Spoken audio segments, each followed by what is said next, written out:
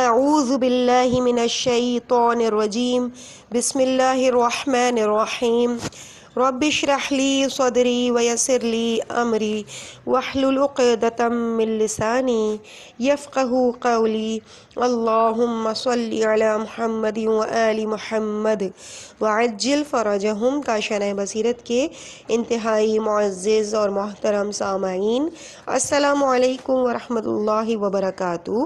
کتاب مولا علی علیہ السلام مدینے میں 25 سال کی ریڈنگ کے پارٹ نمبر 20 کے ساتھ آپ کی خدمت میں حاضر ہے۔ پیج نمبر ہے 312 اور ہیڈنگ کا آغاز ہو رہا ہے حضرت علی علیہ السلام خلفائے ثلاثہ کی نظر میں۔ بریکٹ میں سب سے پہلے لکھا ہوا ہے ہیڈنگ کے ساتھ ہی درجے ذیل روایات میں بعض کے صفحات میں فرق ہے ورنہ روایات یکساں ہیں۔ اب ہیڈنگ کا آغاز ہوتا ہے سب ہیڈنگ کا، روایات حضرت ابو بکر رضی اللہ تعالی عنہ۔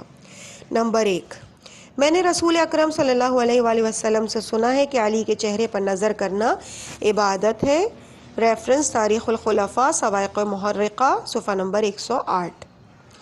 نمبر 2، پیغمبر خدا صلی اللہ علیہ وآلہ وسلم کی وفات کے 6 دن بعد حضرت ابو بکر حضرت علی کے ہمراہ حضرت کی قبر مبارک کی زیارت کو آئے۔ حضرت علی نے حضرت ابو بکر سے کہا کہ آپ آگے چلیے۔ حضرت ابو بکر نے جواب دیا، میں ایسے شخص پر سبقت نہیں کر سکتا جس کے متعلق رسالت مآب نے فرمایا ہو کہ علی کو میرے ساتھ وہی نسبت ہے جو مجھ کو اپنے پروردگار سے نسبت ہے۔ ریفرنس فضائل الخمسہ جلد نمبر 1 کا صفحہ نمبر 344، ریاض النظرہ جلد نمبر 2 صفحہ نمبر 163، صواعق المحرقہ صفحہ نمبر 106، جبکہ کشکول نیو جرسی میں ابن سماع کی کتاب کے حوالے سے صفحہ نمبر 108 درج ہے۔ حدیث نمبر ریفرنس نمبر 3، روایت نمبر 3، شیبی سے روایت ہے کہ حضرت ابو بکر نے حضرت علی کو سامنے سے آتے ہوئے دیکھا۔ انہوں نے کہا، جو شخص چاہتا ہے کہ رسول خدا سے قریب ترین بلند مرتبہ، خدا کی راہ میں سب سے زیادہ تکلیف اٹھانے والے اور خدا کے نزدیک سب سے بزرگ کی طرف نگاہ کرے تو اس کو چاہیے کہ اس شخص یعنی حضرت علی کی طرف اشارہ کر کے کہا کی طرف نگاہ کرے، کیونکہ میں نے رسول خدا سے سنا ہے کہ وہ یقیناً آدمیوں پر مہربان ہے اور نہایت نفس کش اور بردبار ہے۔ ریفرنس مناقب خوارزمی فصل 14 صفحہ 98، کشکول نیو جرسی صفحہ 97، فضائل الخمسہ جلد 1 صفحہ نمبر 343۔ روایت نمبر 4، انس ابن مالک نے بیان کیا کہ ایک مرتبہ میں حضرت ابو بکر کے ساتھ تھا جب انہوں نے کہا کہ کوئی شخص پل صراط سے نہیں گزر سکے گا جب تک علی کا پروانہ راہداری اس کے پاس نہ ہو۔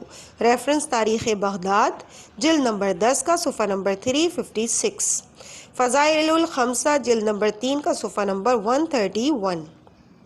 کشکول نیو جرسی میں یہی روایت قیس ابن حاتم سے بحوالہ محب طبری شافعی صفحہ نمبر 694 اور 615 کی کتاب ذخائر العقبہ طبع مصر 1356 عیسوی درج ہے۔ ابن سماع کی کتاب موافقہ اور خوارزمی حنفی 484 سے لے کر 568 کی مناقب کی 19ویں فصل میں ہے، اور مقتل حسین جلد نمبر 1 صفحہ نمبر 39 طبع نجف 1367 ہجری میں بھی اس حدیث کا ذکر ہے۔ ہموینی شافعی کی کتاب فرائد السمتین میں اور کتاب ریاض النظرہ میں تحریر ہے کہ صحابہ کی ایک گروہ نے، جن میں حضرت ابو بکر، حضرت ابن عباس، ابن مسعود اور انس ابن مالک شامل ہیں، یہ حدیث بیان کی ہے۔ ابن حجر شافعی 909 سے لے کر 974 تک، انہوں نے بھی اپنی کتاب صواعق محرقہ طبع مصر 1308 کے صفحہ نمبر 97 پر خود اپنی سند سے ابن سماع سے حضرت ابو بکر کی روایت نقل کی ہے۔ انہوں نے جناب رسول خدا کو فرماتے ہوئے سنا کہ پل صراط سے کوئی شخص نہ گزر سکے گا جب تک کہ اس کے پاس حضرت علی کا پروانہ راہداری نہ ہوگا۔ روایت نمبر 5، ہندوستان کی وہ ہندوستان کی انیتا رائے نے اپنی کتاب an affair of the heart میں صفحہ نمبر 108 پر حضرت ابو بکر کی ایک اور روایت درج کی ہے، جسے اسی کے الفاظ میں حوالوں کے ساتھ نقل کر رہا ہوں۔ انگلش میں روایت کچھ اس طرح سے ہے: عمر بن خطاب said, I heard Abu Bakr ibn Abi Quhafa quoting the Holy Prophet thus, Allah has created angels from the light of Ali's face. They are constantly praising and glorifying Allah, the reward of which is accounted in Ali and his progeny's name. Reference منقبہ page 148۔ یہی روایت خوارزمی حنفی نے اپنی کتاب مناقب کی 19ویں فصل صفحہ نمبر 230 پر اپنی سند سے عماد ابن ثابت نباتی سے، انہوں نے عبید ابن عمریشی سے اور انہوں نے حضرت عثمان ابن عفان سے درج کی ہے کہ حضرت عمر ابن خطاب نے کہا کہ بالتحقیق خدا تعالیٰ نے ایک فرشتہ حضرت علی کے نور سے پیدا کیا۔ روایت نمبر 6، موفق بن احمد خوارزمی حنفی جو کہ 484 سے لے کر 568 تک تھے، انہوں نے اپنی کتاب مناقب کی 19ویں فصل کے صفحہ نمبر 205 پر اپنی سند سے حبشی ابن جنادہ سے نقل کی ہے کہ انہوں نے کہا کہ ایک روز میں حضرت ابو بکر کے پاس بیٹھا ہوا تھا۔ حضرت ابو بکر نے فرمایا کہ جس شخص سے رسول خدا نے کوئی وعدہ کیا ہو وہ کھڑا ہو جائے۔ ایک آدمی اٹھا اور کہا کہ رسول خدا نے مجھے 3 مٹھی خرمے دینے کا وعدہ فرمایا۔ حضرت ابو بکر نے کہا کہ حضرت علی کو بلا لاؤ۔ حضرت علی آئے۔ ان سے حضرت ابو بکر نے کہا، اے ابو الحسن، اس شخص کا دعویٰ ہے کہ رسول خدا نے اس کو 3 مٹھی خرمہ دینے کا وعدہ فرمایا ہے، آپ اس کو 3 مٹھی خرمہ دے دیجئے۔ جب حضرت علی نے 3 مٹھی خرمے علیحدہ کر دیے تو حضرت ابو بکر نے فرمایا کہ ان کو شمار کیا جائے۔ جب گنتی کی گئی تو ہر مٹھی کے 60 دانے خرموں کے تھے، ہر مٹھی میں 60 دانے خرموں کے تھے۔ حضرت ابو بکر نے کہا کہ خدا اور اس کے رسول نے ٹھیک فرمایا۔ ہجرت کی رات جب میں حضرت کے ہمراہ غار کے باہر آیا اور ہم مدینے کی جانب چلے تو حضرت نے فرمایا، اے ابو بکر، میری اور علی کی مٹھی برابر ہے۔ جلال الدین سیوطی شافعی نے اپنی کتاب تاریخ الخلفاء جلد نمبر 1 کا صفحہ نمبر 37 میں حدیث کے آخر میں لکھا ہے کہ رسول خدا نے فرمایا کہ میرا اور علی کا ہاتھ انصاف کرنے میں برابر ہے۔ روایت نمبر 7، خوارزمی حنفی نے مناقب کی فصل 19 صفحہ نمبر 206 پر یونس ابن سلیمان تمیمی کی سند سے اور انہوں نے اپنے باپ زید ابن طبیع کی سند سے روایت کیا ہے کہ زید نے حضرت ابو بکر کو کہتے ہوئے سنا کہ انہوں نے سرور کائنات کو دیکھا کہ چادر اوڑے ہوئے تھے اور عربی کمان پر تکیہ کیے ہوئے تھے۔ اس چادر کے اندر علی و فاطمہ، حسن و حسین علیہ السلام تھے۔ رسول خدا نے فرمایا، اے میرے مسلمانوں، میں ہر اس شخص سے جو ان لوگوں سے جو اس چادر کے اندر ہیں لگاؤ رکھوں گا، اور جو ان کی مخالفت کرے گا میں اس کی مخالفت کروں گا۔ ان کے دوستوں کا میں دوست ہوں، ان کے دشمنوں کا میں دشمن ہوں۔ کسی نے زید سے پوچھا کہ اے زید، آیا یہ حدیث تو نے حضرت ابو بکر کو بیان کرتے ہوئے سنی؟ زید نے جواب دیا کہ کعبے کے پروردگار کی قسم، ہاں۔ شریف عسکری کہتا ہے کہ اسی مفہوم کی بہت سی حدیثیں اور بھی ملتی ہیں۔ علماء نے اس حدیث کا نام حدیث قصہ رکھا ہے۔ اگلی ہیڈنگ ہے روایات حضرت عمر ابن خطاب رضی اللہ تعالی عنہ۔ روایت نمبر 1، محب طبری شافعی نے اپنی کتاب ذخائر العقبہ کے صفحہ نمبر 100 پر اپنی سند سے حضرت عمر ابن خطاب سے روایت کی ہے کہ انہوں نے فرمایا، میں رسول خدا پر گواہی دیتا ہوں کہ میں نے حضرت کو فرماتے ہوئے سنا کہ اگر آسمان اور زمین ترازو کے ایک پلے میں رکھے جائیں اور علی کا ایمان دوسرے پلے میں رکھا جائے تو ایمان علی کا پلہ جھک جائے گا۔ دوسری روایت، خوارزمی حنفی نے اپنی مناقب کی 19ویں فصل میں صفحہ نمبر 232 پر اپنی سند سے حضرت عمر ابن خطاب سے روایت کی ہے کہ انہوں نے فرمایا، حضرت علی ابن ابی طالب کو 3 فضیلتیں عطا ہوئیں، اگر ان میں سے ایک بھی مجھ کو حاصل ہوتی تو سرخ بال والے اونٹوں سے زیادہ اس کو پسند کرتا۔ ان سے پوچھا گیا اے امیر المومنین وہ کون سی فضیلتیں ہیں؟ جواب دیا نمبر 1 فاطمہ دختر رسول خدا صلی اللہ علیہ وآلہ وسلم کی ان سے شادی کا ہونا، نمبر 2 علی کا رسول خدا کے ساتھ مسجد نبوی میں رہنا اور جو رسالت مآب کے لیے جائز تھا ان کے لیے بھی جائز تھا، نمبر 3 خیبر کی فتح کے لیے علی کو علم دینا۔ بہت سے اہل سنت علماء نے اس حدیث کو کئی طریقوں سے بیان کیا ہے۔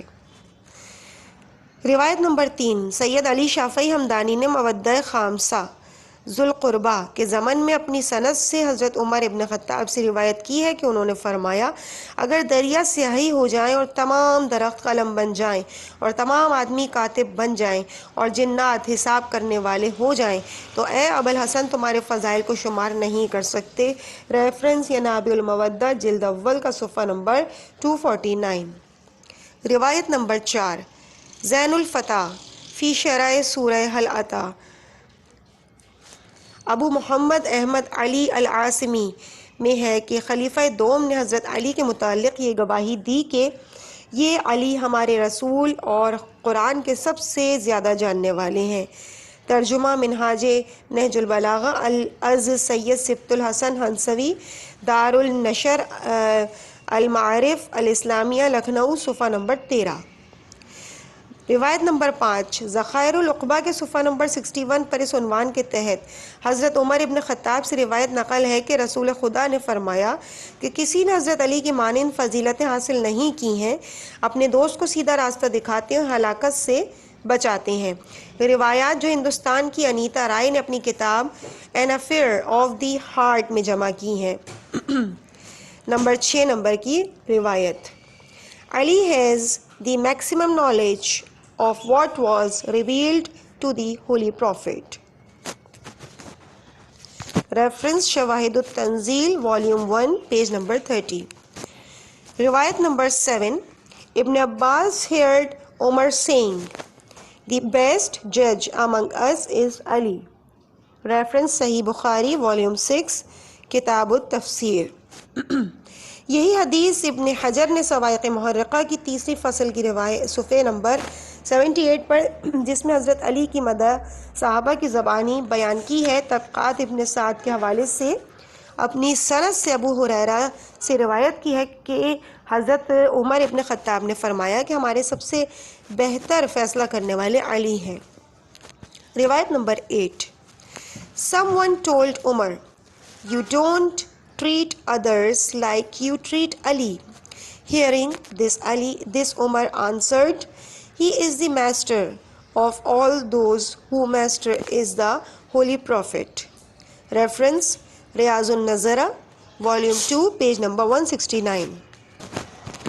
اس کے بعد پیج نمبر 319 پہ اگلی ہیڈنگ کا آغاز ہو رہا ہے، وہ ہے علی علیہ السلام ام المومنین حضرت عائشہ رضی اللہ تعالی عنہا کی نظر میں۔ جس وقت میں یہ مضمون تحریر کر رہا تھا تو ایک دوست ملنے آئے، عنوان دیکھ کر بولے کہ حضرت عائشہ تو جنگ جمل کی اصل قائد تھیں، جس جنگ میں دونوں طرف کے ملا کر 10,000 آدمی شہید ہوئے تھے۔ ایسی صورت میں حضرت علی کے بارے میں ان کے خیالات کیا ہوں گے جنہیں لکھنا ضروری ہے۔ مجھے بتلانا پڑا کہ زندگی بعض اوقات ایسے دوراہے پر کھڑا کر دیتی ہے جہاں مصلحتوں کے تقاضے دامن سے لپٹ جاتے ہیں۔ امیر معاویہ نے جنگ کا رخ اپنی طرف آتے دیکھ کر انتہائی مہارت کے ساتھ اسے جنگ جمل کے لیے ایسے تقاضے لا کھڑے کیے کہ حضرت عائشہ مصلحتوں میں پھنس کر درست فیصلہ نہ کر سکیں۔ تاریخ میں ہے کہ حضرت طلحہ اور حضرت زبیر کا طرز عمل بھی غلط تھا جو جنگ جمل کا موجب بنا۔ اسی بنا پر اسی بات کی وضاحت مودودی صاحب نے بھی کی ہے کہ یہ دونوں حضرات اپنے فعل پر نادم ہوئے۔ اسی طرح حضرت عائشہ بھی اپنے فعل پر نادم ہوئیں اور اس پر وہ اتنا روتی تھیں کہ ان کے دوپٹے کا دامن بھیگ جاتا تھا۔ ریفرنس خلافت و ملوکیت پیج نمبر 341۔ دوسری جانب جنگ کے بعد حضرت علی نے بکمال احترام حضرت عائشہ رضی اللہ تعالی عنہ کے ساتھ جو شکست خوردہ فریق کی اصل قائد تھی انتہائی احترام کا برتاؤ کیا اور پوری حفاظت کے ساتھ انہیں مدینہ بھیج دیا۔ البدایہ جلد نمبر 7 کے صفحہ نمبر 245 246، الطبری کی جلد نمبر 3 کا صفحہ نمبر 547 اور خلافت و ملوکیت کا صفحہ نمبر 131 ریفرنسز ہیں۔ ان حالات میں جبکہ وہ ام المومنین زوجہ رسول تھیں اور حضرت علی حضور صلی اللہ علیہ وآلہ وسلم کے بھائی اور داماد ہونے کے ساتھ ساتھ انسان کامل کی جملہ صفات کے مجموعہ تھے، کیسے بے اعتنائی برت سکتی تھیں؟ باہر والی جگہ سے زیادہ دلوں کے اندر والی جگہ کی ضرورت ہوتی ہے۔ اچھا سلوک اور خدمت خود جگہ بنا لیتی ہے۔ جنگ کے باوجود حضرت علی کا طرز عمل دیکھ کر حضرت علی کے وہ اوصاف کیسے نہ بیان کرتی جنہیں رسول سے سنا اور اپنی آنکھوں سے دیکھا۔ یہ وہی روایات ہیں جنہیں مورخین اور مؤلفین نے تاریخ کے ماتھے پر سجا رکھا ہے اور میں انہی کی نقل کر رہا ہوں۔ نمبر 1، اب یہاں پہ روایات بیان ہوئی ہیں۔ پہلی روایت ہے، گنجی شافعی نے اپنی کفایت الطالب کے صفحہ 119 پر اپنی سند سے عطا کو انورٹڈ کاماز میں لکھا ہوا ہے، عطا سے، اور انہوں نے حضرت عائشہ سے روایت کی ہے کہ حضرت عائشہ نے فرمایا کہ یہ حضرت علی خیر البشر ہیں اور سوائے کافر کے اس میں کوئی شک نہیں کر سکتا۔ ابن عساکر اور شریف عسکری کے علاوہ ابن محمد جعفر ابن احمد ابن علی قمی نے اپنی کتاب میں 75 سندیں اس حدیث کے متعلق جمع کی ہیں اور اس کا نام نور نوارد الاثر فی علی خیر البشر رکھا ہے۔ یہ کتاب تہران میں 1369 ہجری میں چھپی۔ روایت نمبر 2، کفایت الطالب کے صفحہ نمبر 186 پر گنجی شافعی نے اپنی سند سے شریح ابن حانی سے اور انہوں نے اپنے باپ سے اور انہوں نے حضرت عائشہ سے روایت کی ہے کہ حضرت عائشہ نے فرمایا کہ خدا نے کوئی ایسا آدمی پیدا نہیں کیا جو رسول خدا کے نزدیک علی ابن ابی طالب سے زیادہ محبوب ہو۔ انیتا رائے نے صفحہ نمبر 184 پر درج کیا ہے۔ حاکم نے مستدرک الصحیحین میں یہی حدیث اپنے سند سے جمیع ابن عمیر سے نقل کی ہے۔ وہ کہتا ہے کہ میں اپنی ماں کے ہمراہ حضرت عائشہ کی خدمت میں گیا اور پردے کے پیچھے سے میں نے ان کو یہ فرماتے ہوئے سنا کہ ایک مرتبہ علی کے متعلق ان سے سوال کیا گیا۔ انہوں نے جواب میں فرمایا، مجھ سے ایسے شخص کے بارے میں پوچھتے ہو جو خدا کی قسم روئے زمین پر سب سے زیادہ رسول خدا کے نزدیک محبوب تھا اور عورتوں میں اس کی زوجہ فاطمہ زیادہ محبوب تھیں۔ حاکم کہتا ہے کہ یہ حدیث صحیح ہونے کی سند رکھتی ہے۔ روایت نمبر 3، محب طبری احمد ابن عبداللہ شافعی نے اپنی کتاب ذخائر العقبہ کے صفحہ نمبر 35 پر حضرت عائشہ سے روایت کی ہے کہ ان سے پوچھا گیا کہ کون لوگ رسول خدا کے نزدیک سب سے زیادہ محبوب تھے؟ فرمایا حضرت فاطمہ سلام اللہ علیہا۔ پھر ان سے پوچھا گیا مردوں میں کون تھا؟ فرمایا ان کے شوہر، جیسا کہ میں جانتی ہوں، اور وہ روزے دار اور تہجد گزار تھے۔ انیتا رائے نے بھی حضرت عائشہ سے متعلق حوالے دیے ہیں، وہ ان کی زبان انگریزی ہی میں پڑھیے۔ ریفرنس نمبر یا روایت نمبر 4، Aisha while quoting the Prophet narrates remembrance of Ali is worship. Reference مناقب Khwarizmi page number 261، Kanz الاعمال volume 6 page number 156۔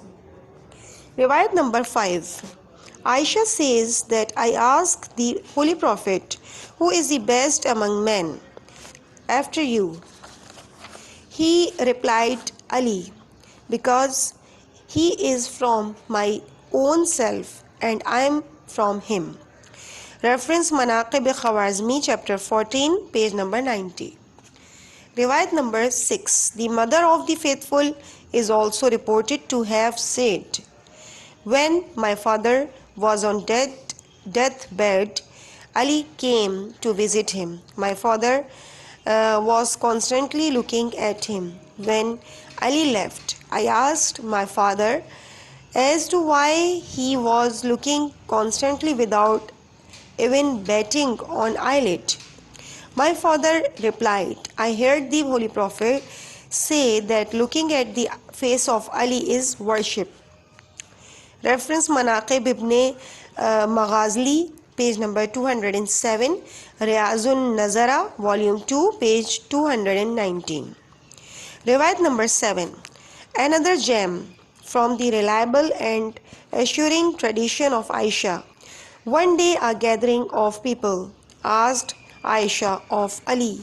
She said, "You have asked about a man who was loved the most by the Holy Prophet.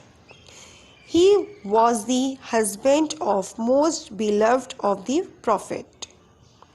Once I said that Ali, Fatima, Hassan and Hussein together while the Holy Prophet were gathered under a cloak.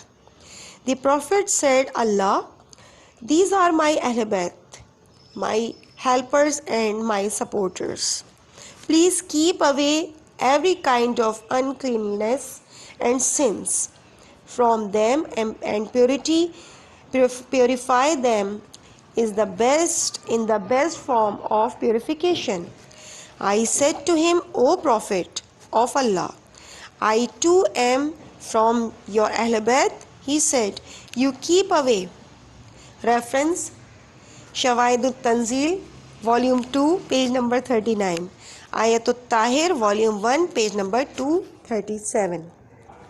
عزیز سامعین، اس کے بعد page number 324 پہ اگلی heading کا آغاز ہو رہا ہے، علی علیہ السلام شناسی، یعنی علی شناسی۔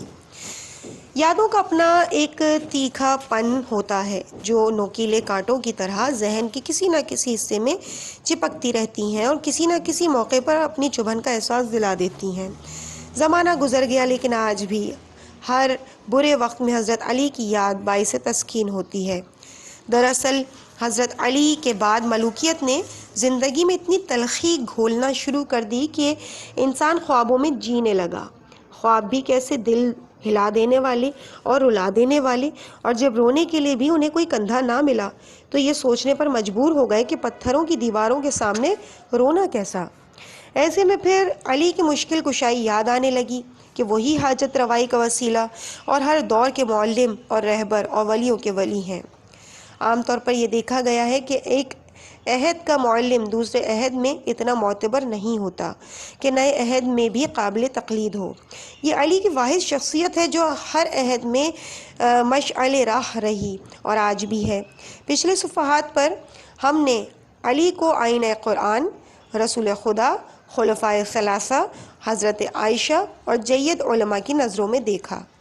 آج ملوکیت کی عالمی تباہ کاریوں میں اسلامی اور غیر اسلامی ضروریات سے مجبور ہو کر جو علی شناسی کی ہلکی سی لہر بلند ہوئی ہے، اس میں دیکھتے ہیں کہ عصر حاضر کے لوگوں نے علی کو کس نظر سے دیکھنا شروع کیا ہے۔ کتاب کے محدود دائرے کا خیال رکھتے ہوئے چند محققین، غیر مسلمین اور اقوام متحدہ یعنی UNO کے نظریات پیش کیے جا رہے ہیں، جس سے معلوم ہوتا ہے کہ علی شناسی وقت کی اہم ضرورت ہے۔ دوسروں کے نظریات اور تحقیق بیان کرنے سے قبل علی شناسی کے سلسلے میں ہم دور حاضر کے عظیم مفکر، شاعر انقلاب اور حمایت صفت مصنف شبیر حسن خان جوش ملیح آبادی مرحوم کے حضرت علی علیہ السلام کی شان میں ان کے خیالات اس لیے پیش کرنا چاہتے ہیں کہ بعض حضرات نے بارگاہ ولایت میں ان کی عقیدت کو کمزور نگاہوں سے دیکھا ہے۔ وہ اپنی کتاب یادوں کی بارات میں لکھتے ہیں کہ اے علی، اے میدان جنگ کے سورما رجز خواہ، اے ممبر امن کے شیریں سخن خطیب، اے ایوان عدل کے دیدہ ور قاضی، اے کشور سیف و قلم کے خودیوں کج کلا، اے نانے جویں کے بے پناہ طاقت کے مظہر، اے زندگی کے معتوب، اے موت کے محبوب، اے علت العلل کے باب میں لا غفور، لا رحمان، لا قہار اور اللہ کی سی معنی خیز و خیال انگیز بات کہہ کر خاموش ہو جانے والے مفکر، یہاں تک کہ سیف و قلم کا مجرا قبول کر، یہ لکھا ہوا ہے۔ اس کے بعد اگلی ہیڈنگ ہے علی محققین کی نظروں میں۔ پوائنٹ نمبر 1، اہل سنت کے مشہور محقق علامہ شیخ شہاب الدین احمد الاتشبی لکھتے ہیں، ترجمہ اردو میں، امیر المومنین علی بن ابی طالب رضی اللہ تعالی عنہ و کرم اللہ وجہہ ایک آیت ہے آیات خدا میں سے، ایک آیت ہے آیات خدا میں سے اور معجزہ ہے رسول اللہ کے معجزات میں سے۔ آپ کے ساتھ تائید الہی شامل حال تھی، غم و اندوہ کو آپ دور کرنے والے تھے، ستون اسلام کو آپ ہی نے محکم کیا اور آپ ہی کشتی اسلام کے لنگر تھے۔ ریفرنس منہاج نہج البلاغہ سید سبط الحسن ہنسوی، صفحہ نمبر 14، دار النشر المعارف الاسلامیہ لکھنؤ۔ پوائنٹ نمبر 2، اہل سنت ہی کے ایک جلیل القدر عالم دین علامہ ابن ابی الحدید معتزلی نے اپنے مشہور و معروف کتاب شرح نہج البلاغہ میں حضرت علی کے لیے لکھا ہے کہ دنیا کا کوئی بھی انسان اس ذات والا صفات کی توصیف کیسے کر سکتا ہے جس کی عظمت و جلالت اور عفت و منزلت کا عالم یہ ہے کہ کمالات انسانی اسی ذات والا صفات کی طرف منتہا نظر آتے ہیں۔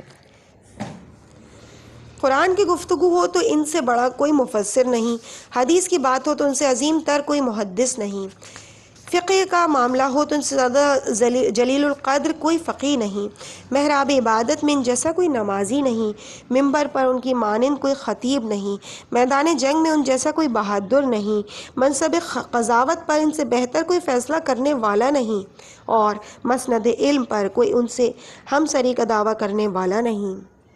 پوائنٹ نمبر 3، علامہ اقبال جیسے ممتاز اور عظیم مفکر اسلام سے سب واقف ہیں۔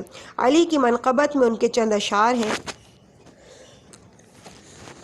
اے محو ثنائے تو زبان ہا، اے یوسف کاروان جان ہا، اے سر نبوت محمد، اے وصف تو مدحت محمد، بے تون توا باؤ رسیدن، بے اون توا بتو رسیدن، از ہوش شدم مگر بہوشم، گوئی کہ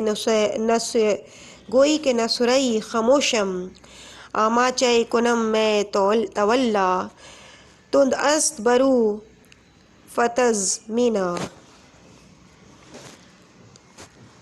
ترجمہ: اے علی، آپ کی ذات وہ ذات ہے جس کی دنیا تعریف کرتی ہے۔ آپ جانوں کے قافلے کے یوسف ہیں، آپ حضور کی نبوت کا راز ہیں، آپ کی مدحت پیغمبر کی مدح ہے، آپ کے بغیر محمد تک اور محمد کے بغیر آپ تک پہنچ نہیں سکتے۔